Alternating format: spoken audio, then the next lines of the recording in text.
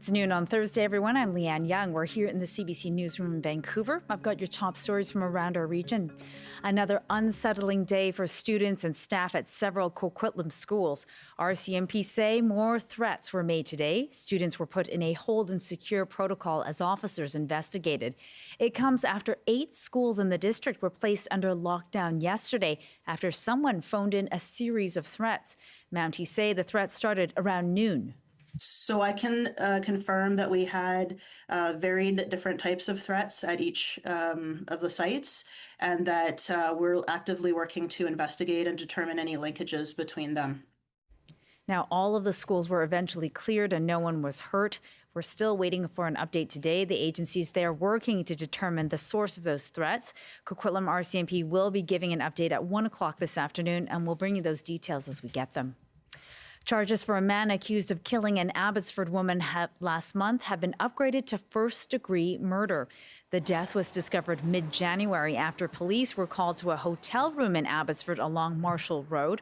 26-year-old Sandeep Singh Gill was initially charged with second-degree murder. Those charges were upgraded earlier this week. Gill also faces a charge of indignity to human remains. The victim was a 30-year-old Abbotsford woman.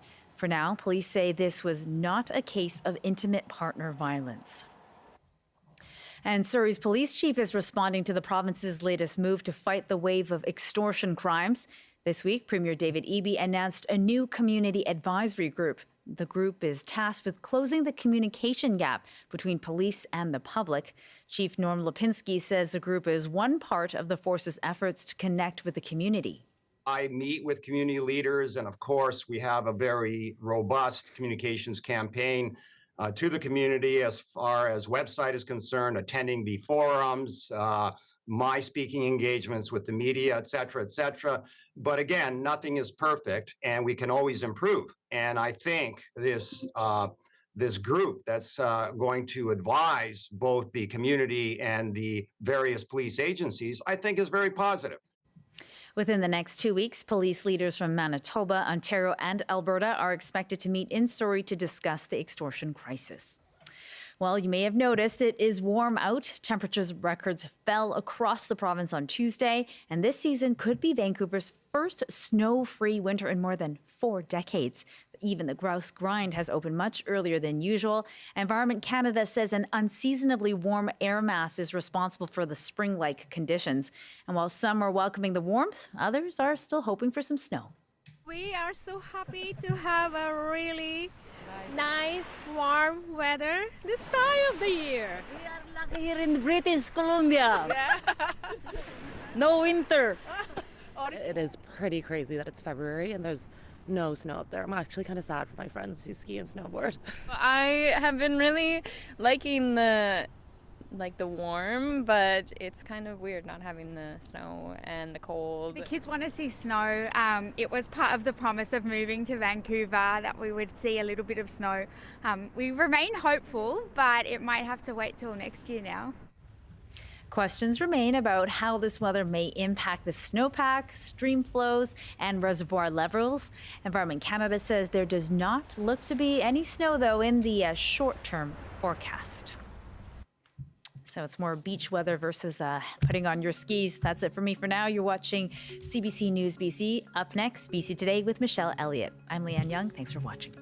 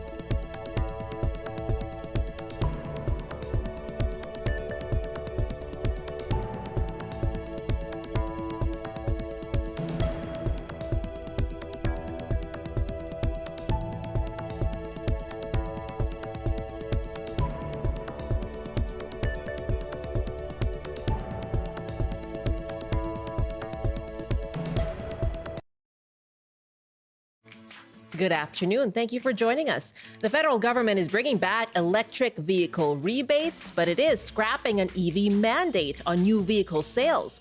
What will that mean for you? And what will it mean for emissions targets? Plus, we talk about year-round camping. Yes, the weather is warm and balmy right now here on the South Coast, but is there something about winter camping that you especially love? I'd like to know why. Give us a call. Let us know how you make camping this time of year safe and enjoyable. That's after 12:30. I'm Michelle Elliott. Welcome to BC Today.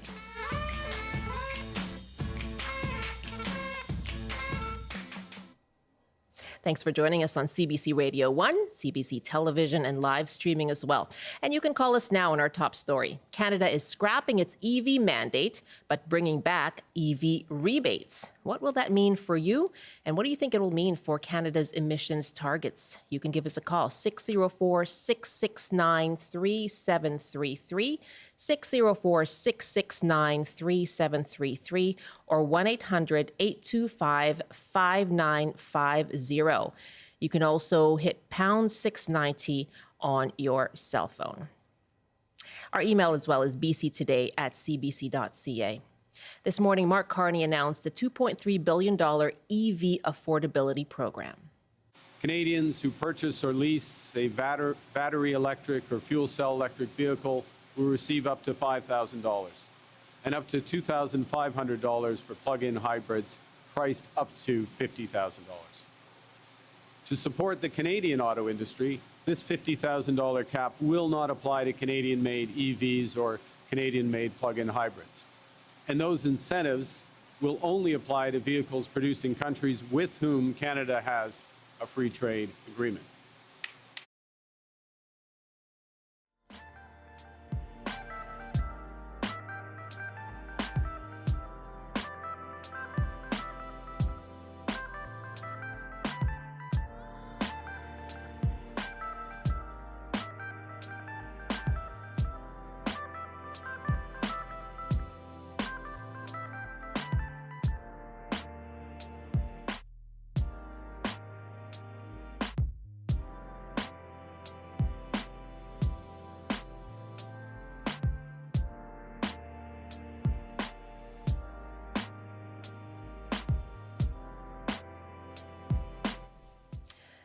That was Prime Minister Mark Carney announcing a new national automotive strategy this morning. And as you heard, rebates of up to $5,000 for electric cars and fuel cell vehicles, as well as up to $2,500 for plug-in hybrid electric vehicles. As well, though, they have done away with a mandate to have all new vehicle sales by 2035 to be electric. So that's gone, eliminating another Trudeau-era climate measure. We are taking your calls on this, of course. What do you make of this new strategy, bringing back the rebates, getting rid of the mandate? 604-669-3733, 1-800-825-5950. Our email is bctoday@cbc.ca, or leave a comment on our TikTok Live. Joining me now is Bob Porter. He's president of the Vancouver Electric Vehicle Association. Good afternoon. Good afternoon, Michelle. Thanks for joining us, Bob. What do you think of the rebates coming back? Most people have been anticipating that a rebate might come back. I'm glad to see it has. That has probably delayed some uptake of electric vehicles over the last year because people were hoping there would be a rebate again. I don't agree with the rebate on the plug-in hybrids. I prefer that they put all their effort into getting people into 100% electric. Plug-in hybrids are part of the solution, and I realize it's for some people it's a slow transition, and it will get them into plug-in hybrids as long as they plug in those cars. But if they don't plug them in, we're still driving around gas cars that are just heavier with two systems. And so you said that doing away with the rebates sort of put a pause, or people were holding back on purchasing an EV. Let's perhaps go back to that then. So in 2019, there was a federal government rebate program that was launched. It was in such high demand that it ran out of funds and was paused a year ago, January 2025. So how did that pause affect the demand for electric vehicles? Well, especially in provinces like Quebec had paused theirs for a short period. BC got rid of theirs, but the federal one going, really hurt the uptake of electric vehicles. Everybody's been waiting for the $40,000 or $30,000 EV, and the rebates had helped. So, of course, when the rebates go, people that were willing to make the jump stopped. And, it's understandable. And people are always waiting because there's always talk about the rebate might come back. So now with the rebate coming back, hopefully, obviously sales will pick up again. And there's more product out there. And there's some product that's a little bit cheaper. And we've got, of course, the call for 49,000 Chinese vehicles coming in. So I think we'll see an uptick in the next year of electric vehicle adoption. And you just hinted at or alluded to the up to 49,000 EVs from China that will be allowed in with much less tariffs than what was there before, 100%. So these rebates will not apply to those Chinese EVs then. So what do you think that does for that equation? I don't think it'll hurt because the Chinese ones tend to be cheaper. But the $5,000 EV rebate, of course, they said it's with countries that we have zero tariffs. So, that includes South Korea and European models because we've got an agreement with them, and, of course, Kuzma.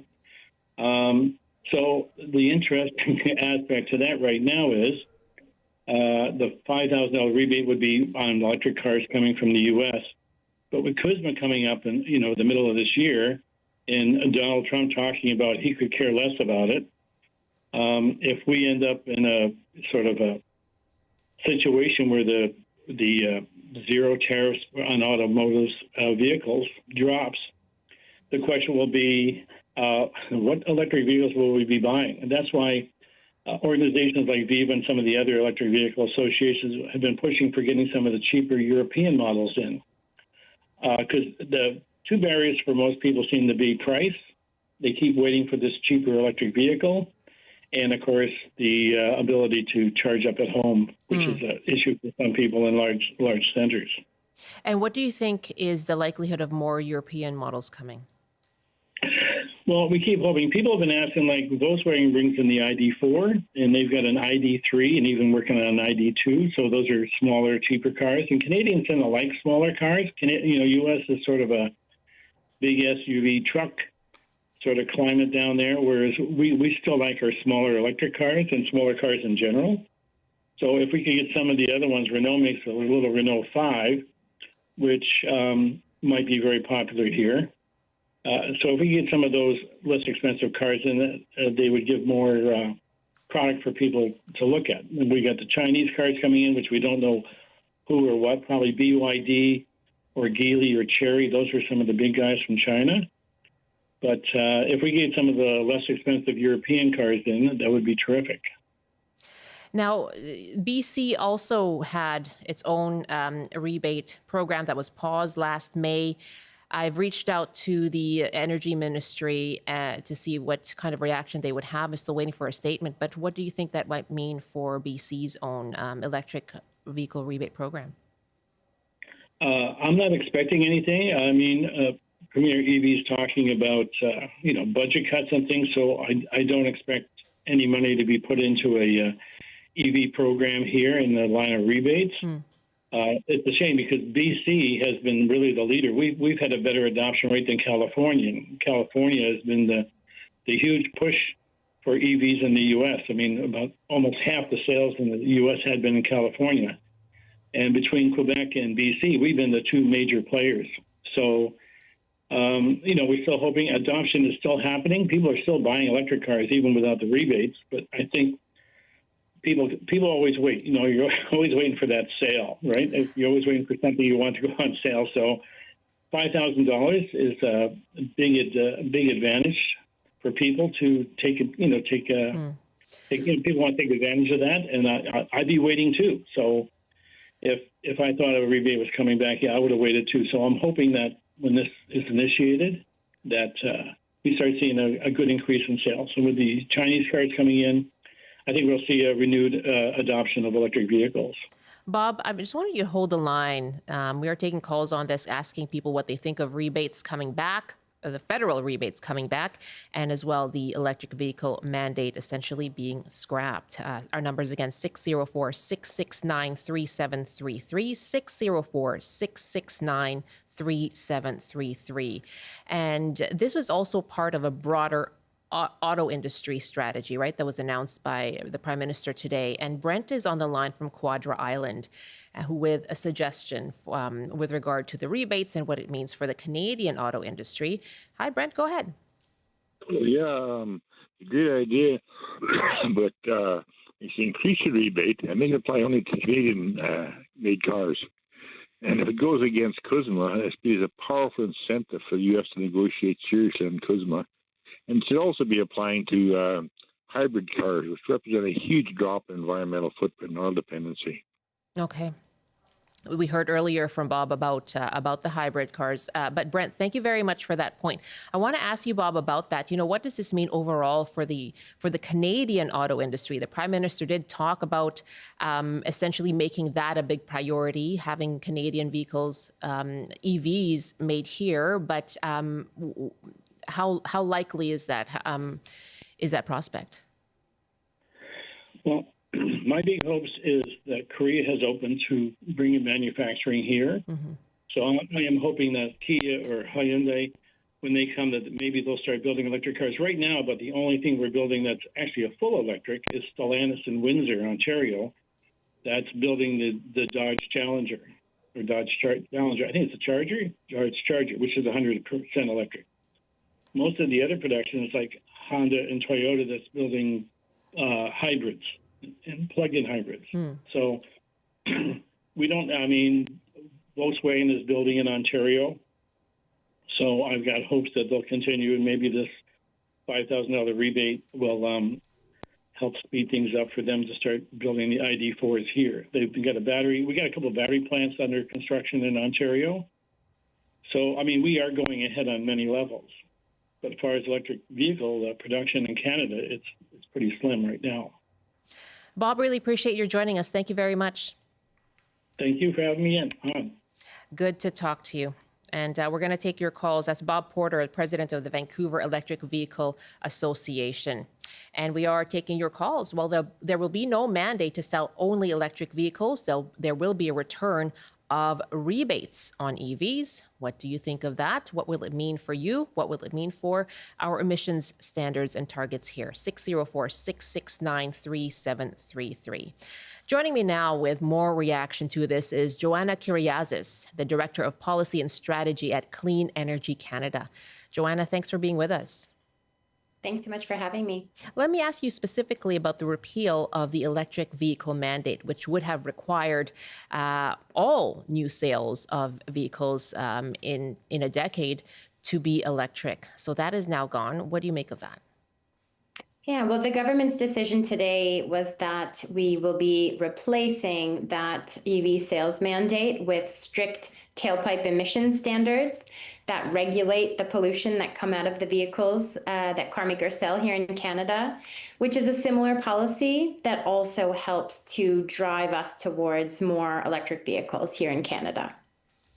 And is it enough, though? It sounds like the goal is that this will, with a certain amount of time, it will raise the number of sales of electric vehicles, 75% of new cars to be electric by 2035. But that's a goal, right? That's a hope. It's not a mandate. So those percentages of EV sales, they're not just aspirational. The idea is the federal government will develop these regulations, which are similar to an EV sales mandate, and they would be equivalent. They would set standards for vehicles that would cause car makers to have to decide how they're going to meet them. So they could improve the fuel efficiency of gas cars. They could sell more hybrid vehicles, or they could sell more electric vehicles. But so long as those emission standards are strict enough, and a 75% EV sales target and then a 90% EV sales target by 2040 indicates we're thinking pretty strict here, then car makers won't be able to comply with these new standards without selling, an increasing amount of electric vehicles year after year. Because you're touching on that, those more stringent emission standards, the Prime Minister did talk about that this morning, in particular in response to a question from CBC reporter Nisha Patel. And she asked the Prime Minister, there's the removal of the mandate. The government has also eliminated the consumer carbon tax. And she asked the Prime Minister if he still considered himself a leader on climate change. He said, absolutely yes, Canada is still a climate leader. And he pointed to those incoming tighter emission standards. Let's take a listen. So we're moving from, on a greenhouse gas base, is 172 grams per, 172, okay, confirmed, grams per mile of driving to about 74 grams per mile, okay? So it's a 57% reduction in the emissions as this ramps up for the vehicles in the country. So we look exactly at that. And what it does is it gives, during a transition period, it gives greater flexibility for the industry in terms of how they meet those reductions across their fleets, all the while where we are very clearly incentivizing investment in low, zero emission vehicle supply chain. So I won't list all the tax credits again. I won't list all the measures that are there, but it's including the charging infrastructure and others, because we know where the auto industry is headed. We're going to support that transition, but we're reducing emissions while we get there. So, Joanna, that's the system of the stricter emissions targets and standards that will be imposed on vehicle makers. But I'm wondering overall, when you think about the carbon tax, the consumer carbon tax, he was also asked about the oil and gas industry emissions cap. Overall, do you still see Canada as pushing forward with climate action? Honestly, I think of today as a bit of a turning point where it's true. We were seeing a lot of policies being sacrificed, as we're going through this period of economic uncertainty and companies are facing hardship related to trade and tariff wars. But today, with this new auto strategy and the package of measures that it introduced, consumer EV rebates, significant investments in charging infrastructure, strict tailpipe emission standards. And then, of course, we also have the recent decision to lower the tariff on Chinese EVs, or at least, a select quota of them. This is really a meaningful package that will ensure more Canadians can afford electric vehicles, and that will also ensure Canada is seeing the same direction of travel when it comes to our EV transition. It's just a slightly different route and a slightly slower route to get there than we were looking at before. Joanna, good to have you with us. Thank you very much. Thanks so much for having me. Joanna Kyriazis is Director of Policy and Strategy at Clean Energy Canada. Let's go to more of your calls now. James is on the line from Calgary. What do you think of today's announcement, James? Well, when Carney only wants to cut emissions by 57% in cars, that means an average car getting 25 miles per gallon will, instead of pooping out 5 pounds of carbon every 25 miles, it will poop out about 2.5. That's not very good for our cities.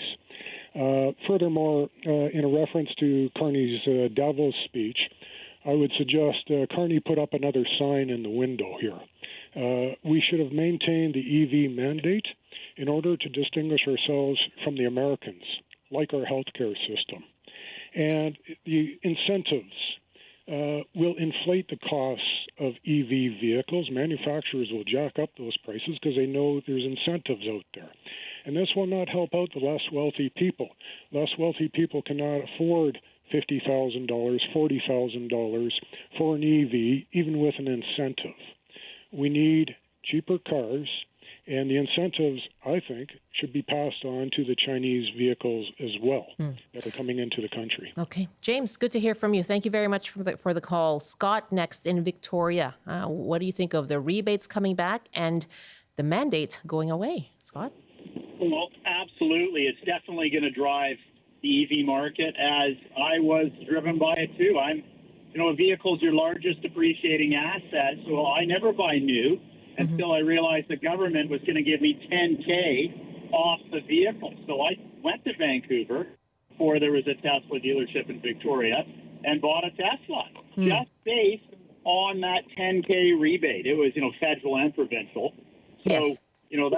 That was the only reason I bought a new car, because it's your largest depreciating asset. You get into a German or European car within 2.5 years, it's half its value. So it'll drive the sales, absolutely. It's not as lucrative as it was a few years ago, but I don't know what it looks like in Van today, but in downtown Victoria, it's like a spring April day.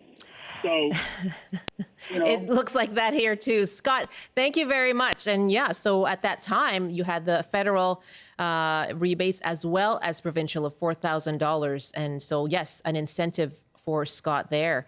Let's take another call. Our TV audience will pause for a TV break for you. We'll see you back here in 2 minutes from now.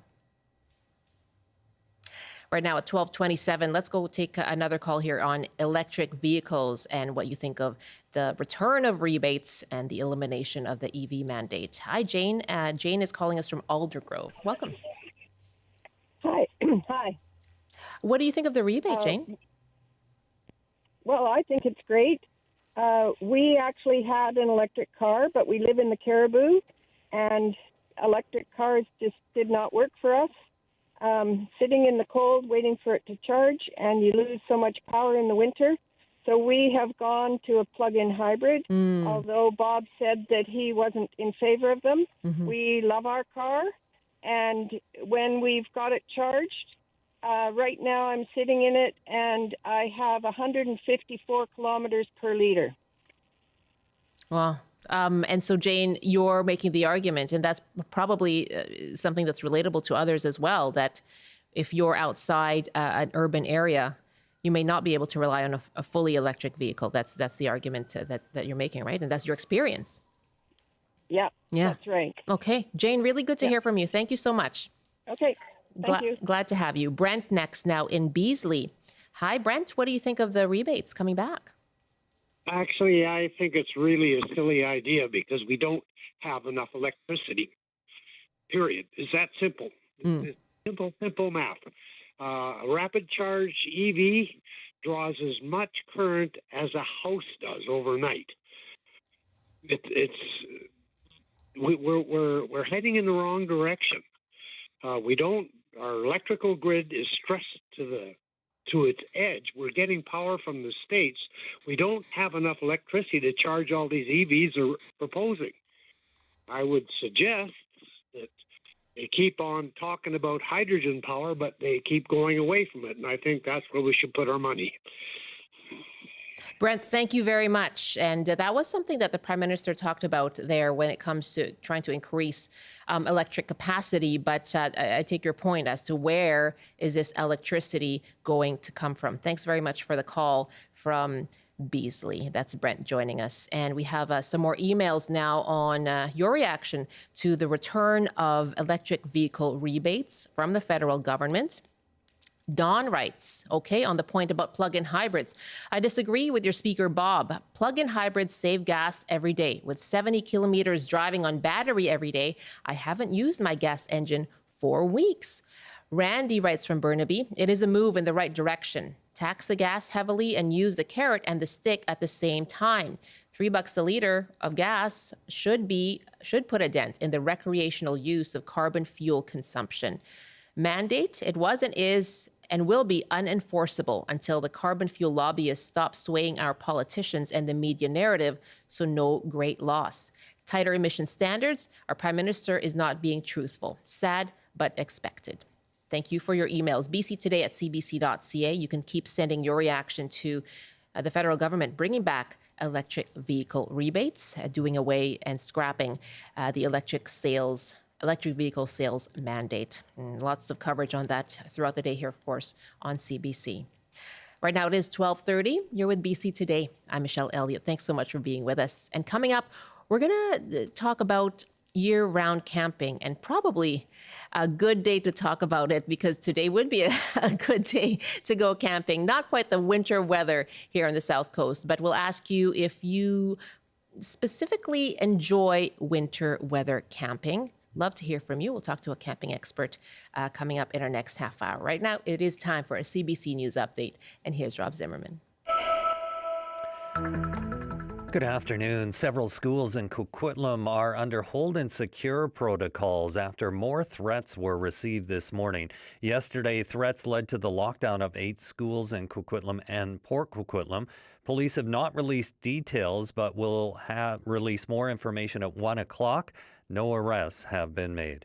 BC's Police Oversight Agency has cleared officers involved in a crash 3.5 years ago that killed 2 people who were fleeing police.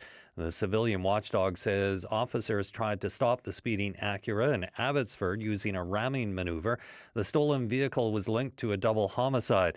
The IIO ruled it was reasonable to believe the vehicle would put civilians at risk if police didn't take action to stop it.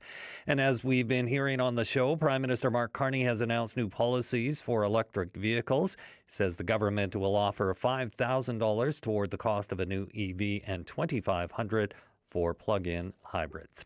And now the forecast fog advisories are in place for several areas, including the Columbia, the Thompson, as well as sections of the Trans-Canada and Highway 97. On the north coast, rain tapering off this afternoon, then cloudy with a high of 11. Highs around 6 and mainly cloudy in the Peace. In the central interior, clearing this afternoon with a high of 9. Highs getting up to 6 with a mix of sun and cloud in the Kootenays. In the southern interior, some sun and cloud with a high of 7. And for Metro Vancouver, Greater Victoria, and the Fraser Valley, lots of sunshine this afternoon with highs from 11 to 16. That's your CBC News update from Vancouver. I'll see you on the Grouse Grind. No, I'm going to skip that. Thank you, though. Yeah, it's crazy that it's open so soon, though. I can't believe it. Yeah, it's amazing. Oh, my goodness. And you can bet there are people heading up there. For sure. Well, not you. No. It's beautiful, though. Yes. Good day to do it. Yeah, it is a good day to do it. Good day for other people to do it. Yes, that's right. We'll cheer you on. Yes, we will. From the comfort of our home. Thank you so much, Rob. Sure. Rob Zimmerman in the CBC Vancouver newsroom. It's 12:33 and the Olympics, the 2026 Winter Olympics start this week. Yesterday on the show, we asked you about the cost of youth sports and barriers to getting that next generation of athletes. Got all these emails. Mohan writes in Maple Ridge, my 10-year-old son is into competitive tennis. I spend most of my time on the road driving. And apart from that, the biggest barriers are affordability, around $2,000 per month, and accessibility to appropriate training facilities in our community. It's also impossible to get time to practice at courts, and we have to compete with the public. Joanna writes, as a single parent of 2 young children, enrolling them in higher demand sports means carefully balancing logistics, being in 2 places at once, along with the added time and financial commitments, while also ensuring the other child is included or properly cared for. These realities all factor into the decisions families like mine have to make around sports access. And Barb writes from the Shoe Swap, society spends money on crime management, homelessness, substance use problems. Let's start spending to support the costs and activities of all types for kids. Over time, society would likely reduce at least a portion of the cost of managing problems. Kids would be happier, healthier, and feel belonging. Thank you very much for your emails. bctoday@cbc.ca.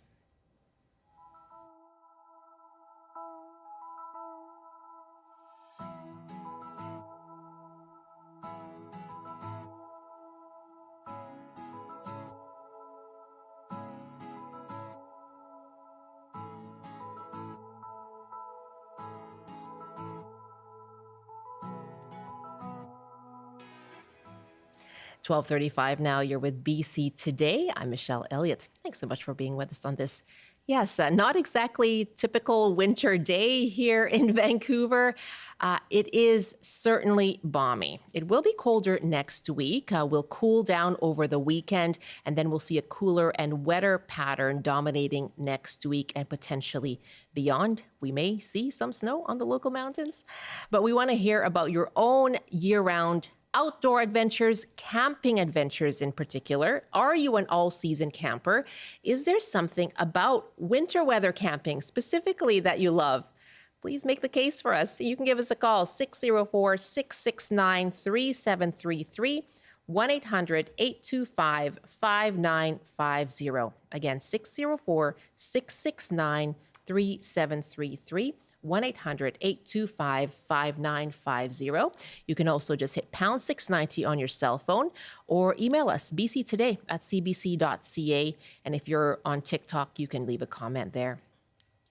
Joining me now is Taryn Eyton. She's an outdoor blogger and author of 2 BC hiking books. Taryn, hello. Thanks very much for being with us. Hi, thanks for having me. Okay, are you a year-round camper? A little bit, I'd say. I'm a fair weather year-round camper. So on a day like today, I'm quite happy to go. But when it's quite cold or wet, I'm less of a year-round person. You know, I met someone a few weeks ago. So this is, when we were experiencing certainly the colder weather. That was when we had a lot of fog here in the Lower Mainland. And he said, yeah, I just got back from camping up at Joffrey Lakes. And I thought, wow, I'm sure what a different kind of picture that would be when it's not the summertime and everybody is heading up to Joffrey Lakes, right?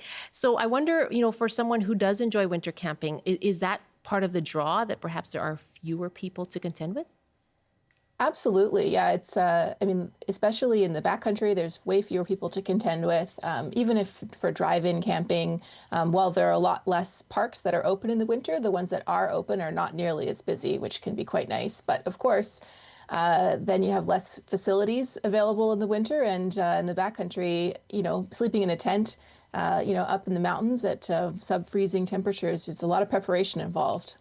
Yes. Tell me about that. What kind of, if you are interested in that, and not just a fair weather winter camping, but what kind of preparation is involved? Yeah, if you're going to go winter camping, backcountry winter camping where you're hiking or skiing or snowshoeing into your destination, I think the biggest thing that people don't realize is it's not just the same as in summer, but with snow.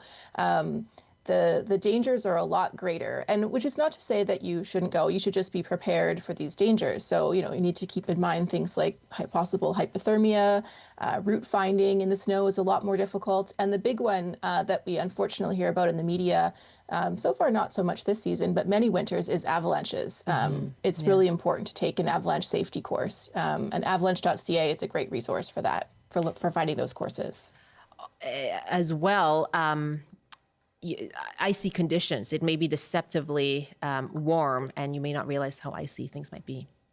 Yeah, conditions can vary a lot, especially day to day. I see people saying, oh, I went there 3 days ago and it was like this, so you should bring this. And that's not the case. Somebody's report from 3 days ago is completely out of date the next day or even within a few hours as the weather changes. Okay.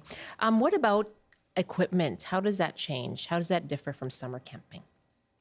Well, obviously it's cold, so you want to bring things to keep you warm, whether you're hiking and camping or, taking your car. And so, warm clothing is pretty important and a warm sleeping bag. But I think the number one thing that a lot of people don't realize is that even if you have the warmest sleeping bag around, if you're not insulated from the ground, you're going to be cold. So that means using an insulated sleeping mattress. Ones that are designed for backcountry camping will often have a rating on them, an R rating, which is the same rating you'll find for your house insulation. And that measures how much warmth it'll retain, not letting that cold, frozen ground seep into your bones overnight. Oh my goodness. Yeah, exactly. Again, why? Tell me about what does draw people to backcountry camping at this time of year, during the winter. A lot of times, like we saw a few weeks ago in Vancouver with the fog is down at sea level, and up in the mountains, you're up above the clouds, and it's beautiful, gorgeous weather. So if you can luck into that kind of weather, the scenery is just spectacular. The other thing that I think draws a lot of people is the freedom that you have with the snow is that there isn't a trail to follow. So you're a lot more free to go a lot of places. There's no bushes in the way. You can walk around on your snowshoes or on your skis and explore a lot more broadly. Yeah, we actually have someone on the line who can talk about why winter camping. We'd love to hear from you as well. Is there something specifically about winter camping that you do enjoy? Are you a year-round camper? And what do you do to ensure that you're safe and that it is enjoyable? 604-669-3733, 604-669-3733, 1-800-825-5950. Our email is bctoday@cbc.ca. Jody is on the line from Victoria. Hi, Jody. Welcome to the show. Hi. Yeah, are you a winter camper? I am. I think it's actually the best time of year to camp. Ah, wonderful. And why do you think that? Well, I live on Vancouver Island, and the parks, BC parks, are really hard to get a spot in the spring and summer months. Sure. Because they book up so quickly. Yeah. And you can't have a campfire. So I just find that winter camping, there's always spots you can go impromptu on a Friday and decide to take off for the weekend camping, and there's several parks that have winter camping spots.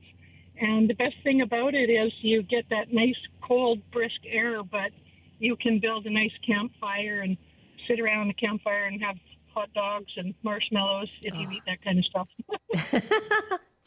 Luckily, I do. Jody, that actually sounds very serene. What do you do to prepare? Can you give us some tips? Well, I always have, my mom gives me thick, fuzzy camping socks for Christmas. Nice. So I always have those packed. Count on Mom. Definitely. Definitely a good camp chair for sitting around the fire. And a good book. Like, it's also a really nice time to unplug and get off your device and just, sit around the fire, talk with your friends, and get into a good, fluffy girl novel or just some frivolous book that gets you away from being on your phone all the time. Yeah, that sounds great. Do you have any plans? I guess you've got weather like us right now, but do you have any plans to go camping soon? Absolutely. I'm planning on going to celebrate Valentine's Day. Oh, in a campsite somewhere. That is fantastic, Jody. Thank you very much. Happy Valentine's to you. Yeah, thank you. You too. Thanks for taking the call. Yeah, that's Jody in Victoria. And Michael is on the line now from Vancouver. Hi, Michael. Are you a year-round camper? Honestly, I've only been camping in the snow once, but I'm taking a backcountry avalanche training course this weekend because I love it. Fantastic. And the reason is because I think the main reason is snow on the ground actually makes things quieter because it absorbs more sound. Yes. So that's one special thing about it.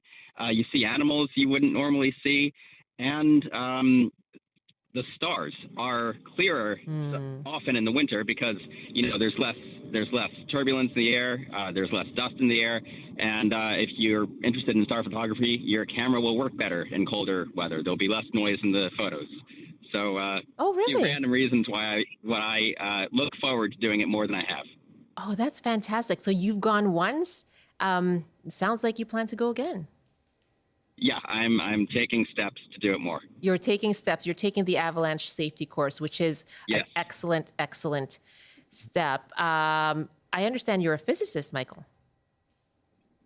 I don't know how you know that, but yeah. This is Nardwar level research. Maybe I said that on a previous call I was on, but yes, I am. Yeah. I think you might have, and someone's just given me that info. And so, yeah, I obviously you've just talked about photography. You're interested in photography as well. Yep. That's all kinds of digital photography. The colder your camera is, for like long exposure photography, the better. It's called the signal to noise ratio. So you can get clearer photos of stars if your camera is cold. That's amazing. Michael, I'm so glad you're taking the course. Thank you very much. And I hope you have a great time next time you go out. Okay, take some good pictures. That's Michael in Vancouver. What do you think of those experiences, Taryn? Michael's talking about his star photography reminded me that it's much easier to see the stars at this time of year because you don't have to wait as long. So It's, Yeah, it's kind of a double-edged sword. Camping in the winter, there's more hours of darkness, which means more hours to do the stargazing. But also you need to bring things to entertain yourself at night through those hours of darkness. So the earlier caller who mentioned a book, I think that's a great idea. I've also had lots of fun times winter camping, bringing like simple board games or card games, or if it's really cold and your tents are close together, I played word games, yelling back and forth between the tents. I guess so, yeah. And then the snow absorbs your yelling. Yeah. That's really great. And what do you think? I mean, obviously, kudos to Michael for signing up for an avalanche safety course. Yeah, I think that's great. And if you're like Michael and you're starting out with your backcountry camping journey in the Vancouver area, I think one of the best places that you can go and try that out is the Elfin Lakes area in Garibaldi Park in Squamish. The approach to the first place you can camp near Red Heather Hut is completely below the tree line, so it's usually low avalanche risk. And then the next part along the ridge to the Elfin Lake Shelter and Campground is ranked as like easier terrain, less likely to have avalanche hazards. Not impossible, of course, and you need to take the course and understand those hazards, but it's very good beginner-friendly terrain. So, and lots of people there usually, not crowds, but lots of people who can act a little bit as mentors if that's what you need. Yes, I know I'm that kind of camper who likes to look to others for some guidance. While we're talking about avalanche, do you know a bit about other parts of the province and the avalanche risk? I have to say I have not kept up to date with what current conditions are like in other parts of the province. I know that the Rockies is a much heavier snowpack than we're seeing out here in the West, so their conditions are going to be quite a bit different. But it's definitely a concern across the province all winter long. Yeah, and certainly check with Avalanche Safety, Avalanche Canada on those conditions. Absolutely. Asking our audience, you can give us a call. Do you enjoy year-round camping, specifically winter camping? Love to hear from you. Let us know why you love it and what you do to make sure it's safe and enjoyable for you. 604-669-3733, 604-669-3733, 1-800-825-5950. Or just hit pound 690. You can also email bctoday@cbc.ca. My guest is Taryn Eyton, outdoor blogger and author. And Chris is joining us from Victoria. Hi, Chris. Hi, how are you today? I am just fine. And do you enjoy winter camping? On a glorious day like today, absolutely. But actually, yes, I really, really love winter camping. It's one of the things I get excited to do in the winter. But I will put a plug in for winter glamping because that's what I do. Now we're talking. I'm fortunate enough to have bought a travel trailer, and it's amazing to be able to get out into nature and explore how beautiful. And I'm on Vancouver Island, so we got more temperate weather here in the first place. But absolutely, gorgeous nature to get out into and explore in the winter. And then when you get cold, you go into your trailer and you turn on the heat and you warm up again. And you make yourself a nice warm drink. And it's one of my favorite things to do. But one of the things that I also wanted to mention is that there are so few campsites open in the winter where you can bring a trailer. You do have maybe a few more open where it's just for tent camping. But I go to Jordan River and that place is open year round. But most of the other campsites that I'd love to go to close throughout the winter. And in Vancouver Island, I do not know why. It doesn't make a lot of sense to me because the weather's nice enough that you could really camp year round. So big plug for winter glamping and big plug for opening a few more of the camping sites in the winter. Yeah. To be able to allow us to get out there. Chris, great to hear from you. Thank you very much. Taryn, you talked about this a little bit earlier with regard to fewer campsites open, fewer drive-up campsites open. Can you talk more a bit about that? Should more of those sites that you can drive up to actually remain open or be available? Yeah, when I was preparing for this call, I was kind of brainstorming about what places I could recommend that I knew were open in the winter, and the list is unfortunately really short. As that caller was lamenting, that there are not that many places that are open for winter camping. And I think that especially, when we have weather like this, it does seem like a real shame that there are not places that are open. And I think that a lot of it, unfortunately, has to do with BC Parks being very underfunded. A lot of their staff is laid off in the winter. Their summer seasonal staff only. And so they just don't have the staff to keep those parks open, to, collect garbage and check people in and out of campsites and that sort of thing.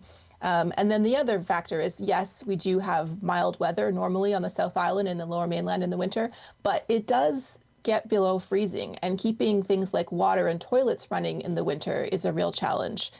So, some places do open with no water and pit toilets only, but making sure that the roads are plowed and that sort of thing is something that is another line item for the BC Parks budget. So I think if you're looking to go more places to be open for camping in the winter, the biggest thing you can do is advocate for BC Parks funding, so that we have more options.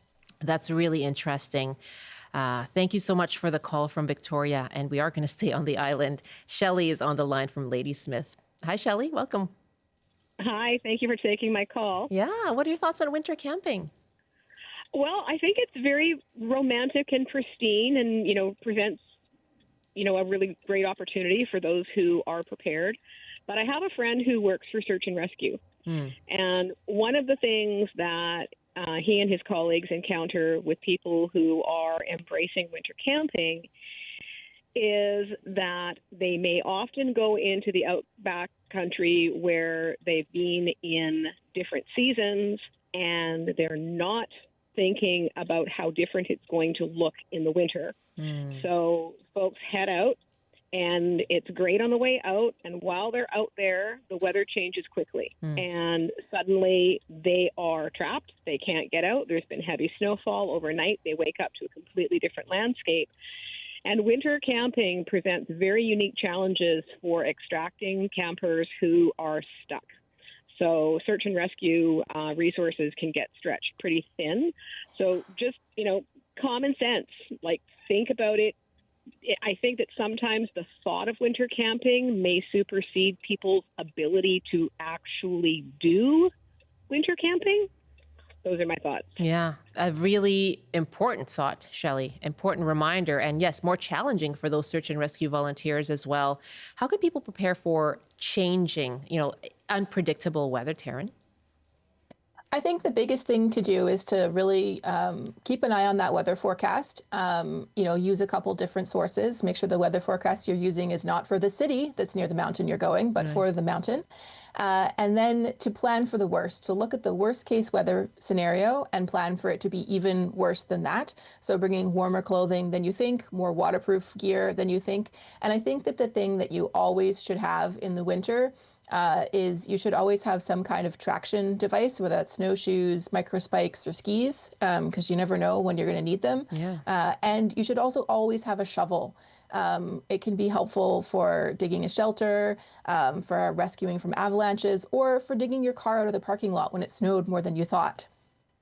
Yeah, that's really interesting. It just helps you be prepared, right, for what may come. Thank you so much for that call, Shelley. Really important reminder. Good to hear from you. We are coming back to Vancouver now, and Colin is joining us to talk about winter camping. Hi, Colin. Hello. Yes, we annually, my brother-in-laws and my brothers and my nephews annually go on a backcountry ski trip, either the Dusty Valley area or Coquihalla area. And here's the benefit. There are no bugs, no bears, and you can make water wherever you stop to put up your tent. Yeah. Annual trip. So how many years have you been going for? Oh, about 25. Maybe 40. Whoa, that's amazing. Yeah, I know. It's been there's a bit of we're starting to get people drop out now. Yeah. But we're keeping it up. Any tips you can share with us, Colin, being such a veteran of it? Well, you've got to be prepared for changing snow conditions. You might ski up a valley, and it's great when you go up, and then it freezes overnight, and it's it's crusty and it's a bit more challenging. Sometimes you just can't go. You just got to spend another night. But no, you got to be sensible at things. One of the problems I'm noticing more and more now is just finding a place to pull your car off in a safe area where you can then use that to access the backcountry. Sometimes those little layover areas just aren't plowed very deeply, very consistently. Colin, thank you very much. And sometimes you just have to decide not to go. That's also not to move. If you're trapped, you have to be able to have a lot of us carry a little bit of extra fat on our bodies. We can probably live for another day, just with water. 40 years and counting, Colin. Thank you so much for joining us. That's great. Linda is our last caller on this in Castlegar. Hi, Linda. And you like to go in your travel trailer for winter camping? Yes, we actually have a travel trailer that's parked in the cusp. We actually went New Year's Day for a few days, and we visit the hot springs. Our trailer's winterized, fully winterized. It's tarped. Usually we have to shovel 2.5 feet of snow to get to our trailer, but luckily we have an outhouse on the property. We have a power source. So I head out to the hot springs for the afternoon or the morning for a few hours, maybe come back in the evening, come back, have a couple glasses of wine, play some cribbage, read a book. It's lovely. My husband likes going fishing. The fishing is really good usually in the winter. The stars are great. It's a lovely time to go. And we're seniors. We're quite old, so you don't have to go tenting to try. And especially this year, it's great. No snow. It's lovely. It was a treat, and we probably will be going again Valentine's weekend. Oh, great. Linda, thank you very much. I love the references to word games and books. Nice and cozy, even though you're outdoors. Linda, thank you for the call from Castlegar. Taryn, what a pleasure. And happy camping to you. Thanks so much for joining us. Thank you so much for having me. Taryn Eyton, an outdoor blogger and the author of 2 BC hiking books. An email here from Yasu. I'm a year-round camper. It's wonderful, incredibly quiet, and feels like nature belongs just to you.